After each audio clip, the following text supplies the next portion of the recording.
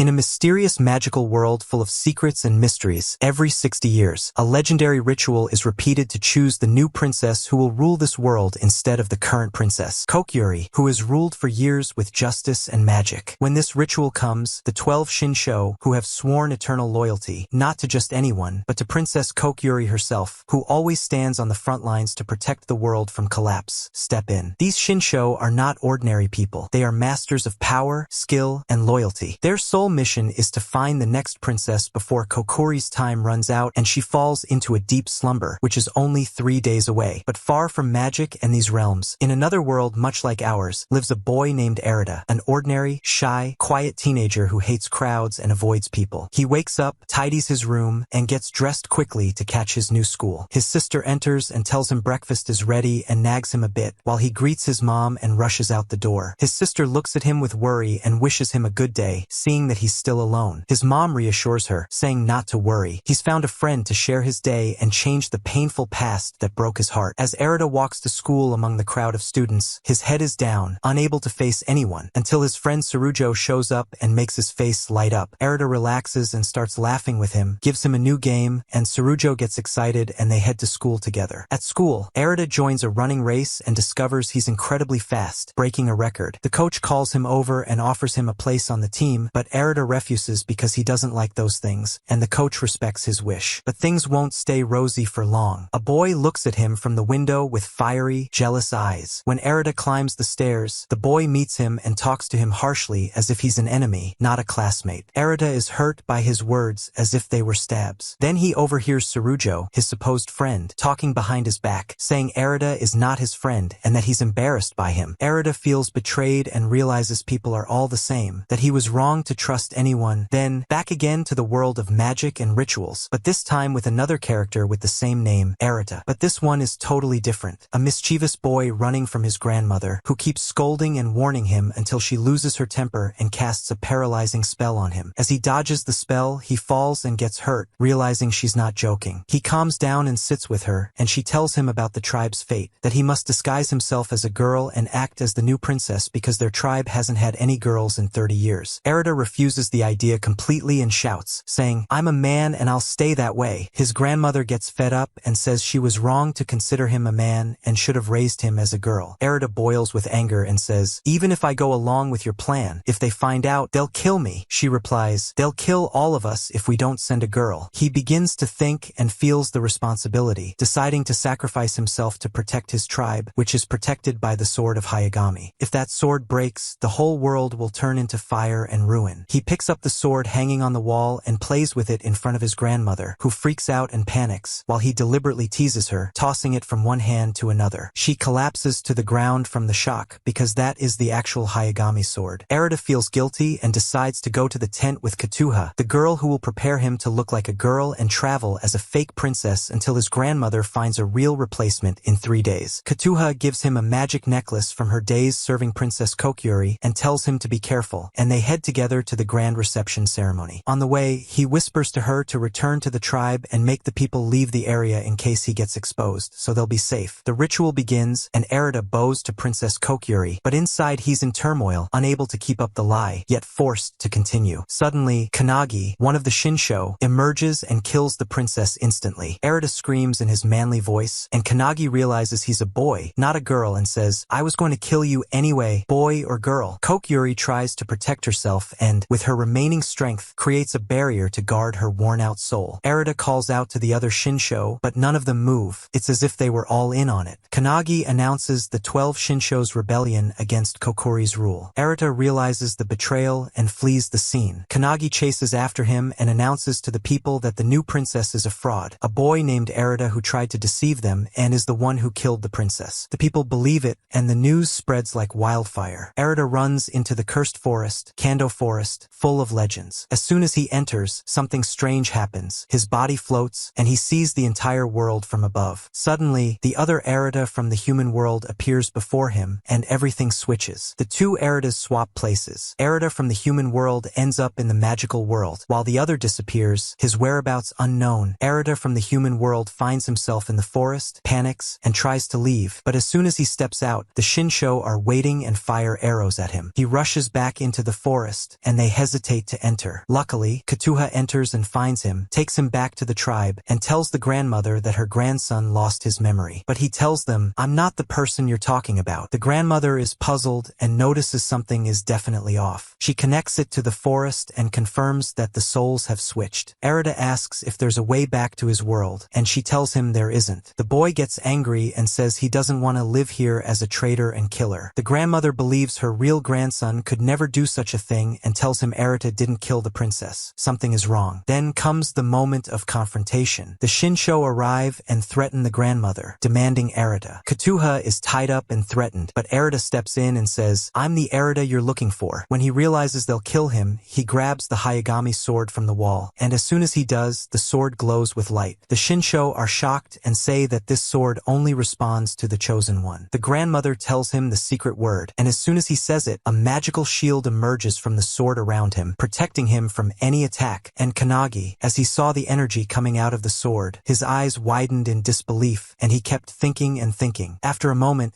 he fell silent and went to put the sword back in its place, as if trying to understand. How did that sword choose Eritta? That's not normal. But just as he returned the sword, the house they were in collapsed on top of them. The house literally fell from the power of the sword. So the soldiers didn't wait. They grabbed Kanagi and ran out to check on him. He's an important person, after all. Back to the human world, Arida's mom and sister were just out together, just a normal day. But his mom suddenly stopped and asked why he was late. She called him. Did he answer? Of course not. Was the signal bad? Still no. Maybe the phone battery died? His sister told her, "Mom, calm down. Maybe the phone just ran out of charge." But his mom had warned him a million times to take care of his phone. Then she said, "But he's grown up and knows what he's doing. I'm sure he's fine." Seconds later, they heard people saying there's a boy wearing strange clothes and he's very handsome. He must be an actor. Arida's mom got more excited than the kids and ran through the crowd to see the actor. But when she got close, she was shocked. It was her son, Eritta. At that moment, we returned to the magical world. The grandmother managed to escape with Eritta and Gotoya to a safe place. There, she began explaining the sword to him. She told him that the sword he had wasn't just any sword. It was a legendary sword once owned by great kings. The sword doesn't choose randomly. When it chooses someone, that person becomes the show who will change the world. And the one who attacked them in the house also had a magical sword, one of the swords of the great kings. That means the man wasn't ordinary at all. That's why he was shocked Eritta could block his attack. Meanwhile, Gotoya was busy preparing food. She told Eritta, "This is your favorite meal. Maybe when you eat it, your memories will come back." Her face full of hope that he's the same Eritta she considers like a brother, but she still couldn't believe the real Eritta had disappeared. Eritta, for his part, left the place burdened with worry, not knowing what to do. At the same time, Kanagi was sitting alone too, his head full of questions, unable to believe what had happened. Suddenly, Akashi, one of the Shinsho, appeared to him and said, "The plan has changed. Keep him alive. He'll be judged in front of the people." And Eritta, for the first time, admitted, "I wasn't miserable. I want to go back to school, make new friends, and talk to the friends who pushed me away." But then Gotoya came with the food and told him to eat. He replied, "I'm not Eritta. My memories didn't get lost in the forest." But when she noticed he wasn't wearing the necklace she gave him, she was shocked and told him that necklace was precious. It came from the princess herself. He thought she'd finally understand, but she surprised him and gave him another one. At that point, Eritta gave up and just went along with her. At that moment, the grandmother heard a strange sound coming from the cave. She went to check. She saw some unclear figures. It wasn't obvious if they were soldiers or creatures, holding torches and walking slowly and eerily on the hill. And suddenly, Kanagi appeared from behind Eritta like a ghost and told him, "If you don't come with us quietly, I'll finish off your grandmother right now." Eritta flinched and tried to grab the sword to surprise him like before, but the grandmother shook her head and told him not to do it. So Eritta had to surrender and gave himself up. Kanagi tied him up and threw him into the carriage like a criminal and told him, "Get ready, tomorrow you'll be judged in front of everyone." And Eritta screamed, "I didn't do it. I didn't kill the princess." But Kanagi shamelessly replied, "You don't remember, but I'll remind you. You killed her and ran, and you'll pay for your crime." He ordered the carriage to move, and Eritta fell from the shaking. At that moment, the necklace around his neck struck something and emitted a strange glow and opened a portal, a supernatural portal that connected him to his original world. Suddenly, he saw himself in his Eritta's house, and the other Eritta from the magical world saw him too. Both of them could see and hear each other, but there was a barrier between them as if they were in parallel worlds. The imprisoned Eritta got angry and shouted, "Did you kill the princess?" The Eritta in the human world replied, "Me? No, the one who betrayed the princess and killed her was Kanagi. Believe me." The imprisoned Eritta said, "I want to go back. I want to return to school and my old life." The other Eritta reassured him, "Don't worry, I'll try to figure something out. Just take care of yourself and watch out for Kanagi." And each of them regained hope of returning to their world. But the portal began to fade and the connection between them was cut off the moment Arida's mom knocked on the door, and we returned to the magical world. The court was on fire, and Eritta stood before Kanagi, the official accuser in the princess's case. Kanagi showed the people an image of the princess surrounded by magic, and said her life was safe until Eritta came. Everyone went crazy, shouting against him and demanding his execution. Eritta tried to defend himself and told them, "Don't believe it. The ones who did it were Kanagi and the Shinsho. They betrayed her." But suddenly, one of the Shinsho raised his weapon in Arida's face and shouted, "How dare you accuse us? We served the princess all our lives. Our loyalty to her has no limits." The people's rage grew even more against Eritta. Then Kanagi announced the verdict. Eritta was to be exiled to Gotoya, the final hell. They took him to the ship, and Kanagi stood watching the ship fly away and said, "I still can't kill him, not until I know what type of sword he has." Inside the ship, a guard entered to Eritta with Gotoya. He said, "She'll be imprisoned with you as punishment for sneaking in without permission." Gotoya was very happy and told Eritta, "I won't leave you. I'll always stay by your side." She pulled out his magical sword and told him, "Come on, use it so we can get out of here." Eritta tried and said the word his grandmother taught him, but the sword did nothing. Eritta got frustrated, gave up, and threw the sword aside, but in that moment, he heard a voice calling him. The necklace around his neck lit up. Suddenly, his soul and Gotoya's soul were transported to a strange place, and the princess herself appeared before them. She tells Eritta that she now sees him as one of the Shinsho, one of the loyal ones to her, after what he said. Then she continues and tells him that the power of the sword in his hands has become a huge threat if it falls into the hands of someone evil, especially now that its energy has been released. If that happens, the entire world will be distorted and destroyed, and they'll never be able to control it again. That's why she wants him to be the one who rules after her, the one to control all that power through the sword, because he's the only one she can trust. And as soon as she finishes speaking, the connection breaks, and Eritta returns to the ship, sitting next to Gotoya, terrified by what he just heard, unsure of himself or anyone else around him. But Gotoya calms him down and tells him she believes in him and that he's the one who can carry this responsibility, not only to rule after the princess, but also to fulfill her request. And to make that happen, they must hide the sword, because if he walks around with it while being watched by the Shinsho, it will be very dangerous. Then she surprises him. She grabs the sword and stabs it into his hand. Eritta is shocked. He screams and panics, but she reassures him and says the pain is only an illusion, not real. The sword will just merge into him, and whenever he wants to summon it, he can do it easily. And indeed, the sword disappears inside him. Amazed, he tries pulling it out and storing it again, taking it out and putting it back multiple times until he gets bored. Gotoya looks out the window and tells him they're about to reach the island. Eritta gets up, looks, and spots the island. It looks very gloomy, dark, and frightening. Everything about it screams, "Run away." The moment they enter, he starts hearing strange voices, imagining things, but he tries to ignore it and not tell anyone. He walks with Gotoya for a while until he sees a group of prisoners who look terrifying. Eyes lifeless, bodies rugged. The whole scene is unnatural. He gets scared for Gotoya and tells her not to move from his side. As they walk through the crowd, all the eyes are on him, full of hatred. They all see him as the one who killed the princess, as worse than any of them, but they can't do anything because they're unable to move from their spots. Suddenly, two boys who look a bit different stop in front of him and tell him to take off his scarf and clothes and hand over anything valuable, or they'll cause him real trouble. Eritta refuses and says, "I'll never do that." So they threaten him and say, "Fine, your choice, but what'll happen to you? You'll regret it." One of them pulls out a spear and attacks him. Eritta doesn't have any weapon. He tries to dodge the strikes, backing away, but the boy is skilled and knows how to use the spear well. He wounds Arida's hand. Eritta gets nervous, trips, and falls to the ground. He tries to get up and fight back, but the boy suddenly stops his attack when he hears a voice say, "It's time for Judgment Hour. Run." Eritta stands still, confused. What's Judgment Hour? Everyone runs, fleeing and disappearing suddenly. Only a few remain, too late to escape, and they find themselves surrounded by huge pipes that rise from the ground and suck them inside, killing them in horrific ways. Eritta and Gotoya stand frozen, unable to believe what's happening. It's like a nightmare. Monsters literally devouring people people from under the earth. At that moment, a girl appears and tells them this is called the Judgment Hour, a rule in the prison. The warden picks 2 or 3 people every now and then to be killed in this terrifying way. As they try to make sense of what she said, the girl steals a valuable accessory from Gotoya and walks away, saying, "That's the price for the info I gave," and leaves without waiting for a response. As for Kanagi, he's still lost in thought. Akashi walks in and asks him, "Why did you exile Eritta to Gotoya?" He replies that there's something really bothering him and he needs to confirm it about Eritta. Once he's sure, he'll do what they agreed on. Akashi trusts him and tells him, "Just don't act rashly or selfishly," and Kanagi reassures him. Akashi leaves without saying much more. Meanwhile, Arida is sitting in a corner, thinking about the sword. He pulls it out from his hand and tries saying the magic word again, hoping the sword will activate, but nothing happens. Gotoya comes and tells him she found a place he'd really like. He goes with her and finds a place filled with hot water. He soaks in it and relaxes his muscles. She notices his hand is injured, so with her magic, she heals him. After a while of rest, he gets out and feels he has to live up to the trust, especially after Gotoya practically risked her life to come with him. He needs to take care of her. She's the only one truly by his side and believes in his strength. Just as he's about to thank her, they hear the sound of the Judgment Hour again, but this time, the ground shakes beneath them and splits open, and Gotoya falls into it. He can't catch her in time, so he rushes down to the place she fell and tries asking the prisoners, describing Gotoya to them, but no one responds or helps him in any way. On top of that, a group of shady-looking people whisper among themselves the moment they see him, saying that if they cut off his head and give it to the prison warden, they'll be released. This rumor spreads around quickly. They chase after him, but he's fast and hides in a place where they can't find him. At that point, he sits down sad, unable to move because of his leg, tired from running, and afraid he won't find Gotoya. Then he hears a voice taking form as a black figure that speaks to him, asking, "Why are you crying?" He asks it if it knows where Gotoya is, but the spirit ignores his question entirely and says, "You're the show that the sword chose. Will you live up to the responsibility and save the people who believed in you, or will you betray them?" He doesn't know how to answer, and the conversation between them ends because the girl who had told him about the Judgment Hour appears again. She tells him her name is Asuma and she can help him find the missing person. She knows a lot about this place. He thanks her and gives her his bag as payment for the information she'll give. But she tells him info is free and doesn't take anything. Then she says, "The boy who attacked you, he and his brother are the ones who took Gotoya. But be careful, he's very fast and dangerous. His name, by the way, is Kanthi." Eritta thanks her and hurries off to look for Gotoya. Gotoya, at that moment, is with Kanthi and his brother Shinsho, thanking them for saving her when she fell. They treat her very kindly. She asks about Eritta, but they don't answer and change the subject. Meanwhile, Eritta arrives at their location after asking around, but he runs into Shinsho on the way. Kanthi steps out to check why his brother is late and finds him on the ground, with Eritta beside him. He thinks Eritta attacked his brother, gets furious, and charges at him. But Eritta explains that it was a misunderstanding. He didn't do anything to Shinsho. Then a thief appears and says, "I did it." Eritta quickly strikes him down and defeats him, saving the brothers. Kanthi thanks him and goes to the gang's place to retrieve his brother's stolen ring, while Shinsho goes with Eritta to Gotoya so she can treat him. Afterward, they meet up with Kanthi again after he got the ring back. But then the Judgment Hour starts again, and this time, the chosen ones are Kanthi and Eritta. But when Kanthi gets swallowed, Shinsho can't take it. He pushes Eritta aside and jumps in after his brother, and the judgment ends. Eritta, from what happened, collapses, unable to believe his eyes. The shock paralyzes him, and the pain in his heart deepens because, for the second time, he sees something happen right in front of him and he's helpless. Nothing he can do. Fear had tied his legs, but this time it's different. He decides not to run. He decides to stand and take real action to help the people who can still be saved, the ones his heart feels are still alive. The pipes he saw looked strange and led to another place. Maybe there's hope there. So he takes a deep breath and tells himself, "I have to go after them." And Gotoya, as always, won't leave him. She goes with him without thinking. The two of them enter one of the strange pipes and start walking through it cautiously. Gotoya tells him, "Be careful. The one in charge of this prison isn't ordinary. He's one of the show, a true monster. Anyone who stands against him doesn't leave unharmed." At that moment, moment, Kanthi is tied up and hanging in the air. His mind takes him back to the first time he met Gensher. They weren't siblings by blood, but they were like brothers and got deeply attached, loved each other so much that no one could separate them. Suddenly, Kanthi returns to reality and finds himself still tied up, with Gensher in front of him trying to help, but it's no use. Then he hears the prison warden's voice, calling him stupid and saying he'll be judged immediately. Meanwhile, on the other side, Arida's pipe leads him to a strange place filled with many openings. He stands there confused, not knowing which way to go. He looks at Gotoya to see if she knows anything, but she's just as lost. Suddenly, the ground shakes beneath him and he falls, but he catches the edge tightly. Out of nowhere, Asuma, the girl who knows everything, appears and asks, "What are you doing here?" He tells her, "I'm looking for the prison warden. Kanthi and Gensher are there." She says, "You're crazy. This isn't a normal mission. It's suicide." He says, "I have to go and save my friends." She senses his courage, returns what she stole from Gotoya, thanks him, and he continues his path with determination. At the same time, Kanthi and Gensher are being pulled tighter by the ropes. Their hands get wounded, their necks choked. Kanthi asks to see the warden so they can both get out. But the shock is that the warden tells him, "If you want to leave, you have to fight your brother. Whoever wins goes free. Whoever refuses to fight, both die." They're dropped to the ground, and the warden throws them weapons. Kanthi picks his up and says, "We have to fight. At least one of us can get out." And the fight begins. But Gensher can't strike him. He can't hurt his brother. Kanthi attacks him while Gensher steps back, refusing to fight. Suddenly, Eritta arrives and sees what's happening. He tries to stop the warden, but the warden attacks him using the pipes spread everywhere. Eritta yells at him, "You're insane. Gensher and Kanthi aren't criminals. You've wronged them." But the warden laughs and says, "Everyone here is the same, selfish, betraying their closest ones just to survive." At that moment, Eritta hears Kanthi attacking Gensher and realizes the warden is right. Kanthi says, "I'm not your brother. Don't say that word again." Eritta remembers the friend who betrayed him at school and understands. People are like that. Betrayal. No trust. Kanthi loses control. Gensher, unwillingly, strikes him hard and knocks him to the ground. Kanthi smiles and says, "You won. You get out. I'll die for you." Eritta realizes he provoked him to make him win and survive. Everyone breaks down from the sight. The warden says to Gensher, "You're the winner, but I saw you kill him. That's murder and you must be punished," and ties him up again. But Eritta snaps. He can't take it anymore. He yells at him, "You've been toying with them the whole time. You're a liar." He attacks the pipes and tries to break Gensher's restraints. He grabs the sword and tries to activate it, but it doesn't respond. He uses it like a normal sword, slashing at the pipes, but one of them strikes him, wraps around him, slams him into the walls. Still, he holds on tight. At the same time, Kanagi is aboard a ship heading to the prison where Eritta is. He wants to see him. Eritta is very weak, and he sees Gotoya worried about him. He pleads with the sword to activate. This time, it responds. A massive force bursts out, covering the whole island. Kanagi sees it from afar. Eritta is enveloped in a powerful magical shield that blocks all the warden's attacks. The walls crack, the ground explodes, and the warden emerges from the earth, his body mangled, with a black sword stuck inside him. Eritta grabs the sword and sees the warden's memories. He learns the warden was betrayed by his closest friend, who trained with him and threw him into a horrifying place full of lava, threw in the sword too. A black mist formed, turning the sword dark, and the whole island was poisoned by hatred and anger. When Eritta understood the story, he felt his heart break. He felt sorry for the warden. The prisoners shouted, "Kill him! Kill him!" But Eritta refused to do it. He decided to remove the sword from his body, which was nearly impossible. But as one of the show, he was able to pull it out and break the dark seal inside it. The sword returned to its original color. The warden thanked him, and his soul entered Arida's sword and told him, "I'll always be with you and serve you," and asked him to restore the island to what it was. Indeed, Eritta used the sword's power to create a storm of light that changed the island's form and purified it. He broke the chains of all the prisoners and they escaped together. But they got scared when they learned that Kanagi had arrived at the island. By chance, they found a small boat on the shore, boarded it, and headed toward the capital to free the princess. As for Eritta in the human world, he starts acting very strangely. He tries to adapt to his new world, and at the same time, acts like his true self. His family is very confused by his behavior. They go along with him because the doctor said he had memory loss, since what he says and talks about isn't normal. They play along while being very worried about him, afraid he might lose his mind or never go back to how he was. His sister suspects he got into this state because of bullying at school, but his mother doesn't believe her. And as soon as Eritta comes down, he says, "Good morning, I want to go hunting." His parents are shocked, but his dad says, "Hunting is great. Remind me to go with you. Just don't go alone." Then he looks at his wife and says, "At this rate, wait, we need to keep him out of school for a year or something so he doesn't embarrass us or cause trouble. His mom agrees. We return to the magical world and see Kanagi burdened, unable to believe what happened on the island, because he learned that Tsu, the prison warden, submitted to Eritta, and they're going to free Hayagami and return to the princess. Meanwhile, Eritta, Kotoya, Kanthi, and his brother finally arrive at the island after their ship was destroyed, barely surviving. Kanthi and Shinsho are exhausted. They sit on the sand like corpses. Kotoya fans them, and Eritta opens a map and asks Kanthi to pinpoint their exact location. Kanthi tells him where they are and points to the location of the capital. Eritta realizes it's very far, and the bigger problem is that they'll have to cross Kanagi's land. He learns from their conversation that Kanagi is considered the king of flames and has his own kingdom, and that each show rules over a kingdom under him. In the middle of their talk, Eritta notices smoke and fire and says, "There shouldn't be anyone here. This is the closest island to the prison. I doubt anyone lives near it." He suspects it might be Kanagi, but when they go to check and observe from a distance, they find that the people there are just ordinary folk. Shinsho even recognizes one of them, someone from his village before he got imprisoned. He reassures them and tells them to come down and not to worry. The surprise is when Shinsho sees his mother. He can't believe it and runs to hug her. Kanthi is happy for him, but deep down he feels sad, thinking his brother might leave him. Shinsho's mom, once she finds out that Kanthi was the one who saved her son and looked after him all this time, thanks him a lot and says, "I don't know how to repay you for this." Eritta talks to one of the villagers and asks him if there's a way to reach the capital. The man says, "I'm not sure there is, but we villagers were planning to head to the borderlands to escape the chaos that's about to come because of the princess's death." Eritta asks him what kind of chaos he means, and the man tells him, "Soon the Shinsho will rule. There will be a war, and the strongest among them will become king. The war will bring destruction and chaos, and it's best to avoid it." He tells them to get ready because they'll all be migrating soon to the borderlands, and they need to hurry because the path opens only at a certain time. So they prepare themselves and head out. They reach a place with a waterfall. The water recedes and reveals a path, which is the road to the borderlands. But Eritta refuses to go with them because that's not the road to the capital. Shinsho says goodbye and wishes them a safe journey. Then he tells his brother Kanthi to get ready so they can cross the path, grabs his hand, and walks with him, but Kanthi suddenly stops and refuses to move. Shinsho tries to understand what's going on, but at that moment, the water starts coming back. Their mom panics, afraid the path will close, so she grabs Shinsho and runs back quickly. The waterfall returns to normal. Kanthi waves goodbye to Shinsho and tells him to stay with their mother and never leave her. Shinsho starts crying because it's the last time he'll see his brother. Kanthi, Eritta, and Kotoya are shocked by what Kanthi did. They ask him why, and he tells them that he was one of the gang that attacked Shinsho's village and kidnapped him from his mother, and he can't bear to stay with him or his people. He tells them to leave too and find their own path. He'll find his. But Eritta grabs him and says, "I'm not leaving you. You're one of my friends now, and I won't abandon you. Until we reach the capital and things are sorted out, don't let me catch you doing anything foolish. And that violent side of you, forget it completely." Kanthi is overjoyed deep down, but he hides it and continues walking with his new friends. They search for a path to the capital. But after walking for a long time, Eritta gets very tired, so they stop to rest. Then, a huge monster appears, terrifying Eritta. But Kotoya and Kanthi reassure him, saying the monster isn't harmful at all and peaceful if left alone. But the monster looks angry and charges at them. They get scared and start running too. At that moment, a girl appears holding the monster's egg. Kanthi tells her, "Return that egg immediately before the monster eats us." She refuses and says, "No way. I fought hard to get it. I won't give it back." Kanthi gets angry and is about to forcefully take the egg from her. The monster sees them and chases Kanthi again, and this time it looks funny. His friends stop to watch and laugh. They ask the girl, "Why did you take the monster's egg?" She tells them her lady is expecting a baby, and the monster's egg is incredibly nutritious. If she eats it now, the baby will be born healthy. But while she's talking, the egg hatches. The girl starts crying. After all that effort, the egg hatched and it was all for nothing. While they're talking, they hear movement around them, and a man on a horse appears. He knows the girl, and Kanthi is behind him. They take Eritta to the man's house. His name is Uhoki, because Eritta had fainted from exhaustion. There, Uhoki's wife takes care of him because he has a high fever. When he wakes up, Kanthi tells him that Uhoki turns out to be one of the loyal show servants, and not just any show, he serves Kanagi directly. Arida's true identity must not be revealed to him, or it'll be a disaster. Uhoki turns out to be a kind man who helps Eritta and sits to talk with him for a while. Meanwhile, Kanagi hears disastrous news. Most of his followers have died. There's barely anyone left around him. He finds someone taking his last breath and tries to get any information from him. The man only says one word, Akashi. Kanagi's mind spirals. He suspects Akashi did this to his followers because he wants to seize power. He starts thinking about what to do and decides he must go to Uhoki's village, his loyal servant, before something happens to him. But Akashi had already gone ahead and reached Uhoki's village, where he tells him the truth about Kanagi, that he's the one who killed the princess, and offers Uhoki to leave Kanagi's service and serve him instead. But Uhoki turns out to be extremely loyal to Kanagi. He tells him, I don't believe any of this, and even if Kanagi is responsible for everything, in the end, I swore my loyalty to him, and I'll never betray him because that's not who I am. I'll face the consequences with him. Akashi gets very frustrated and tries again to convince him to serve him instead, but Uhoki stands by his word and refuses to betray Kanagi. At that point, Akashi traps both Uhoki and his wife. He surrounds his wife with sharp objects that could kill her with just one move. He threatens him and says, I know your wife is expecting a baby now, but if you refuse to serve me, your wife and child will die. That's when Uhoki realizes he has no choice. Akashi came to make him submit by force or by threat. So he asks him one last question, why are you doing all this? Akashi replies, I plan to become king. I've already made 6 servants like you submit to me. Eritta is watching everything from behind the curtain, feeling like he must intervene. Carefully, he starts trying to draw his sword. When Uhoki senses him, he quickly tells Akashi that he agrees to submit, but only if he doesn't harm his wife, child, village, or guests. Akashi agrees. At that moment, Uhoki draws his sword and places his soul into it. The soul then transfers to Akashi's sword and becomes bound to serve him, just like what happened with the prison warden who chose to serve Eritta and entered his sword. But Akashi doesn't keep his word. As soon as he gets his 7th servant, he kills Vio, Uhoki's wife. Eritta hears her scream from behind the curtain, and he cuts through it and rushes out to confront Akashi. But that's when Kanagi arrives. When he sees Vio dead, he realizes he came too late. He mourns for his loyal friend and his wife, and he becomes furious with Akashi. He asks him, why did you do this? Akashi calmly replies, for the throne. Isn't this what we're supposed to fight over? The strongest among us should rule. That's exactly what I'm doing. Kanagi loses it. He starts fighting with Akashi. Both are extremely powerful. No one can handle them, and they can't overpower each other either. Every strike is blocked. Kanagi stands burning with rage. Akashi provokes him, reminding him of Umis, the woman he loved, saying, Umis loved you deeply, but you were the reason she died. Kanagi gets enraged, yells, and lashes out with wild attacks. Akashi shows him the 7 servants he stole from him and tells him, the battle ended a long time ago. What you're doing now is meaningless. All that's left is for me to take your sword's power and add it to mine. At that moment, Kanagi remembers himself as a child. Akashi was older than him, like a big brother, training him in battle. He's deeply moved and asks Akashi, why did you do this? Akashi looks at him and says, you're the one who started it. You betrayed us first. You have to face the consequences. He keeps attacking and tells him, I'm not planning to kill you, just beat you down until you submit to me and surrender. But Eritta steps in and stops Akashi, saying, you're cruel and unjust. How could you hurt the people close to you and even kill innocent ones? Akashi looks at him coldly and says, soon you'll become just like me. I'm sure of it. You have the throne in mind and you want to rule too. Then he looks at Kanagi and says, my time here is up, but I'll return soon. Before leaving, he takes the power from Kanagi's sword. All that's left is to make Kanagi submit, but he enjoys seeing him weak and humiliated for a while. Then, in a flash, he disappears. The young girl who worked for Uhoki comes to Kanagi and begs him to bring her master back. But Kanagi snaps at her, saying, Uhoki can't return. Once someone submits, they can never come back. They're trapped forever like the dead. He clearly looks heartbroken. Eritta goes to scold him and says, you have the nerve to be sad and depressed after everything you did? You don't want to face the consequences after killing the princess and causing the uprising? What did you expect would happen? Kanagi responds coldly, pushes Arada's hand away, and says, I did all this because I had a goal, not because of the uprising or the throne. Then he leaves. Eritta also falls into a state of depression, wandering aimlessly, not knowing where he's going. Kanthi catches up to him and reminds him that they have a mission, to reach the capital and for him to take the throne and become king. But Eritta gets angry and says, I'm not becoming a king and I'm not ruling. This isn't my place. At the same time, Eritta in the human world is living happily. By coincidence, he looks out the window and sees a boy watching his house. It's Sujo. As soon as he spots Eritta, he runs away, embarrassed. Eritta chases after him and asks, who are you? Sujo says, it's normal, you're a copy of me now, but I don't want anything, and he returns Arada's game to him, looking really sad, then walks away. Meanwhile, Eritta in the magical world is is sitting, depressed and upset with himself, because once again, he couldn't face what happened. He had a chance to act, but he was afraid and weak. Kanagi tries to help him and provokes him with harsh words to make him angry and push him to fight back. He tells him all sorts of things, calling him weak, saying no one will ever love him or acknowledge him. It's the same exact phrase he once heard from Kato, the classmate who hated him back at school, before he came to this world. That phrase really gets to him. It makes him stand up and say, "I'm not a coward. I'll live up to my word and my promise to the princess. I'll fight to take the throne and save the world." He raises his sword to the sky and says the magic word. At that moment, his sword shines with a yellow light across the entire island. Kanagi sees it from a very far distance. Eritta starts regaining hope bit by bit. He goes and tells the young girl that he will bring Ohoki back once he saves the world, and when the princess's spirit returns, maybe she'll help bring him back. The girl thanks him and wishes him success in his mission and to save the world. As for Eritta in the human world, he immediately decides to go to school and see with his own eyes how the real Eritta is living and what he's doing. Maybe he'll find answers to all the questions exploding in his head. There, he meets a strange boy named Kato, who from the very first second clearly doesn't like him and bullies him at every opportunity he gets. But Eritta doesn't understand anything that's happening because, simply, this isn't his world at all. Everything around him is new. The strangest part is that he sees a picture of himself and Kato together as if they were friends, so he decides to talk to him and try to learn more, especially since they believe he has memory loss and he's desperate for any clue that might bring him back to his real identity. But Kato reacts aggressively and arrogantly, treating Eritta like an enemy. At that moment, Arida's mother arrives, pulls him away, and tells him he has to go speak to the principal about his condition. He goes with her, and she explains to the principal that the boy's situation is very difficult. He lost his memory and is acting strangely. She asks him to treat Eritta specially until he recovers and returns to normal. The principal understands and wishes him a full recovery, then lets him go. After that, Eritta begins exploring the school to see it with his own eyes and tries to connect the events. But the surprise comes when Kato's friends approach him and tell him that Kato wants to see him on the rooftop. He goes with them with good intentions, but as soon as he sees Kato, he knows something's off. The look in Kato's eyes says he's up to no good. Kato confronts him and says, "Are you pretending or what? Pretty sure you're faking this. There's no such thing as memory loss." But Eritta looks at him, completely uninterested and unfazed, his focus only on the view from the rooftop, mesmerized by the new world, the buildings, and the people. That made them even more irritated, until Kato decided to punch him. But Eritta grabs his hand and stops him instantly, then says in a loud, defiant voice, "There's no way you people are real friends of the original Eritta, and I won't let you disrespect him again." He leaves with total calm, leaving everyone stunned at how his personality changed 180 degrees. At the same time, in the magical world, the real Eritta is walking with Gotoya and Kanagi. Suddenly, Gotoya stumbles and twists her ankle. She can't walk at all. Eritta decides to support her, and Kanagi helps until they get her to a comfortable spot. All the while, Kanagi is watching them from afar. Kanagi goes to search for healing herbs to help Gotoya, since her healing magic isn't working. Eritta also goes out to help with the search. Suddenly, the necklace he's wearing lights up and opens a new portal. He focuses on it, reaches out, and is able to connect with Eritta in the human world. They begin talking to each other, each one telling the other what happened to him. Then the Eritta in the magical world asks the other Eritta about his feelings toward Gotoya. But the Eritta in the human world quickly answers, saying she's like a little sister to him and they grew up together. He tells him to take good care of her until he returns. But the Eritta in the magical world looks upset, trying to hide his emotions, because it seems he's starting to like Gotoya for real, but he can't admit it, not even to himself. At that moment, Kanagi finds the herbs, but they're growing over a strange grave. Without thinking much, he takes them, excited that he can finally help Gotoya, but flames start surrounding him. He gets completely trapped, and no one can reach him. At that same moment, the magical world Eritta is still talking to himself, recounting what happened when he met the strange boy named Kato, who doesn't seem to like people or have a single ounce of friendship in his heart. But he managed to stand up to him and wonders if there really was a friendship between them, because the pictures say one thing and he feels something else. But before they can continue talking, the portal closes suddenly and they have to say goodbye quickly. The magical world Eritta heads back to check on Gotoya since he talked for too long. But he's surprised when Kanagi sneaks up behind him, restrains him, and says, "Hand over the power of your sword. It's the only hope I have to get rid of Akashi." But Eritta refuses to submit or give up his sword's power and tells him that'll never happen. Kanagi says, "If you give me the sword, I'll kill you without pain. It'll be a quick, easy death. for all our sake. Still, Eritta insists on refusing and doesn't change his mind. Suddenly, flames erupt and surround them all, but the fire doesn't harm Kanagi because he's the flame show. He's still one of the show even after his sword was taken. He threatens Eritta, saying the fire will burn him and the entire place unless he hands over the sword. Eritta can't figure out what to do, but Gotoya senses what's happening and runs to him, even though she's injured, begging Kanagi not to hurt Eritta. But the fire surrounds her too, and she becomes very afraid. At that moment, Kanagi remembers a scene of his beloved trapped in fire. He stands frozen, unable to move. Kanthi also arrives at the same time and sees Gotoya surrounded by flames. But Eritta decides not to freeze like a statue. He must act. He walks into the fire and sits next to Gotoya, saying, "Then let the fire burn us both." Kanagi sees this and breaks down. He jumps into the fire and saves them both. He remembers when he was a child and his father brought him 2 servants, saying they would become the palace aides. Those 2 were Akashi and Umis, the girl he loved. He remembers Akashi, whom he treated like an older brother, training him, and Umis encouraging him, saying he had to train hard to protect the ones he loved when he grew up. But years passed, they grew up, and then came betrayal in the palace. The people turned against them, and he, Umis, and Akashi had to flee. They reached a lift that could only fit 2 people, and the only one who knew that was Akashi. He let them get inside and stayed behind to fight off the pursuers and slow them down. He asked Kanagi one last favor, to take care of Umis. Kanagi activated the lift, and he and Umis escaped. But things worsened. They had no place to go. They kept walking until they were exhausted and reached Uhoki's village, where Uhoki saved them. But Kanagi became very sick and developed a high fever. He needed certain herbs to recover. Umis became worried and decided to go look for the herbs herself, even though they warned her that the land she'd go to was dangerously volatile. Suddenly, the ground ignited, and her life was at risk, but she didn't care. She went anyway and didn't come back. When Kanagi found out, he chased after her despite his illness. He saw her trapped in the fire, tried to save her, but the flames kept him away and killed her in an instant. He was devastated and tried to speak to the land. He begged to sacrifice his life in exchange for bringing Umis back. That's when the Hamura sword appeared to him, responsible for the fire in the land. It chose him as its show. Since then, Kanagi became one of the show. He tells Eritta everything and says he needs his power to get his Hamura sword back from Akashi, because to him, Hamura is Umis. Eritta offers to go with him and change the world together. Kanagi is deeply moved by his words and agrees. Meanwhile, in the capital, the princess is still heavily shielded and hasn't died. A group is gathered around her, agreeing on her death. They say that eventually the princess will die, but with Eritta holding the ruling sword, everything could change. He might return power to the princess, and that would be a disaster because everything they've done would go to waste. They must stop Eritta no matter what. As for Eritta, he's training with Kanthi. Both of them are practicing combat, but Arita's fighting skills are very weak. Kanthi is doing his best to improve them. Meanwhile, Kanagi is sitting on the ground like a king waiting to be served, constantly asking them, "Where's the food? I'm hungry." Kanthi gets really annoyed and tells him, "If you're going to stay with us, then you need to help out and take care of yourself. We're not your servants." Kanagi replies calmly, "I didn't even want to come. Eritta insisted because he needs me." Kanthi looks at Eritta and says, "Did you really have to invite him to come with us?" Eritta responds, "I'm already starting to regret some decisions, but we have no other choice now. We're stuck with him." Then he turns to Kanagi and tells him to be patient, that Gotoya is bringing the food. Just then, Gotoya arrives and says the food is ready. Kanagi says, "Bring the food to me." So Kanthi hands the food to Eritta and tells him, "Since you invited him, you deal with him. Go serve him." Eritta stores his sword inside his hand so he can carry the food, but Kanagi stares at the sword with a piercing gaze, like his eyes could pop out. Back in the human world, Kato returns home, throws his bag on the bed, and starts smashing everything in his room, remembering the blow Eritta gave him earlier on the rooftop. By accident, a photo of him with Eritta as children falls to the floor. He stomps on it in anger. Meanwhile, Eritta returns home. His mother excitedly rushes to him and asks how school went. He says, "Nothing special happened," and that's it. She feels disappointed and returns to her chores. Eritta goes upstairs, and his sister stops him on the stairs. She tells him to treat their mother better. She's been worried about him all day, and all he gave her were a few words. She also tells him he needs to get used to calling her Mom instead of speaking to her formally. He feels guilty. His heart aches for his mother, but he's not used to having a family, especially a mother. He goes to his room and thinks about everything that happened at school. At that moment, he spots Sujo passing under his window, standing and staring like usual. When he sees Eritta, he runs. Eritta goes after him and asks, "Who are you? Why do you always run when you see me?" Sujo tells him, "I know you heard me that day when I talked badly about you, but I didn't mean it. If I had said you were my friend, Kato and his gang would have targeted me. I know I'm weak, and I'm sorry." He starts crying. Eritta feels sorry for him and says, "It's okay. I forgive you. Honestly, I don't remember what you did, but I still forgive you. What matters now is, do you know where Kato lives?" As for Kato, he storms out of his house angrily, but his father stops him and yells at him about the state he's in, failing, struggling, and headed for a future of failure. But Kato, being rude, talks back badly. His father slaps him and throws him out, saying, "Your attitude is the reason your mother left." That word hits him hard and only deepens his hatred for his father. Back in the magical world, Arida and Kanagi are walking together. As they enter a certain area, it starts raining. Kanagi tells them, "We're now in the region of Euro, the show who controls water." Arida asks more about the show and wants to learn about them. Kanagi says, "Each of the show controls a certain element, like me with flame. Most show don't know much about each other. The only time we meet is during the ritual, and that's it. Especially the sixth great show, the strongest show in the world. No one knows anything about them, not even what they look like. They're the same group that surrounds the princess." Back in the human world, in Arida's house,